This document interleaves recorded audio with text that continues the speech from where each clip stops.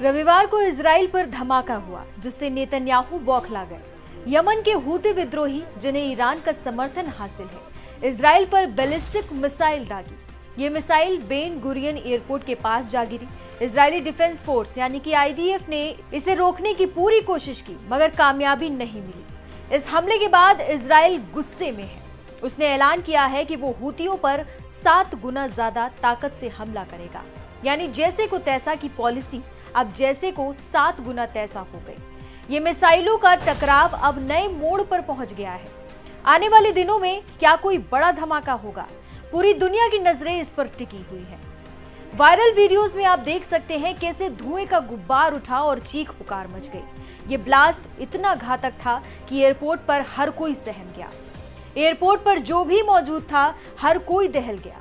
ऐसा धमाका शायद ही उन्होंने कभी सुना या देखा होगा। बता दें कि टाइम्स ऑफ इजराइल की रिपोर्ट के मुताबिक हूतियों की मिसाइल बेन गुरियन एयरपोर्ट के पास एक हरियाली वाले इलाके में जा गिरी। ये जगह एयरपोर्ट के मेन एंट्री रूट के बिल्कुल करीब थी। इस मिसाइल के हमले के बाद इजराइल ने एक बयान जारी किया है जिसमें उन्होंने कहा है कि हमने मिसाइल रोकने की कई कोशिशें की मगर कामयाब नहीं हो पाए। एयरपोर्ट के आसपास मिसाइल गिरने की पुष्टि हुई है। इजरायली एयरफोर्स अपनी डिफेंस सिस्टम की फेल्योर की जांच कर रही है। एयरपोर्ट अथॉरिटी ने कहा है कि हम हादसे की पूरी तहकीकात कर रहे हैं, लेकिन इस हमले के बाद अब सवाल ये उठता है कि क्या इजराइल का एयर डिफेंस सिस्टम कमजोर पड़ रहा है? इजराइल जैसे सक्षम देश पर हूती इतनी खतरनाक मिसाइलें कैसे दाग पा रहा है?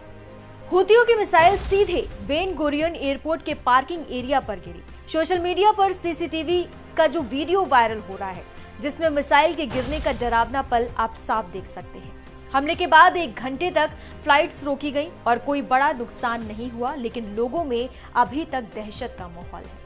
इस दौरान नेशनल यूनिटी पार्टी के अध्यक्ष और पहले इजराइल के मंत्री रह चुके बेनी गेट्स, जिन्होंने पिछले साल जून में गाजा युद्ध को लेकर इजराइल के प्रधानमंत्री बेंजामिन नेतन्याहू की नीतियों से सहमत न होने के कारण सरकार छोड़ दी थी, उन्होंने सरकार से कहा है कि इस हमले के लिए ईरान को जिम्मेदार ठहराया जाना चाहिए। पूर्व रक्षा मंत्री ने एक्स, जो पहले ट्विटर था, उन्होंने उस पर लिखा है कि ये यमन नहीं है, ये ईरान है। ईरान ही इजराइल देश पर बैलिस्टिक मिसाइलें दाग रहा है और उसे इसकी जिम्मेदारी लेनी चाहिए।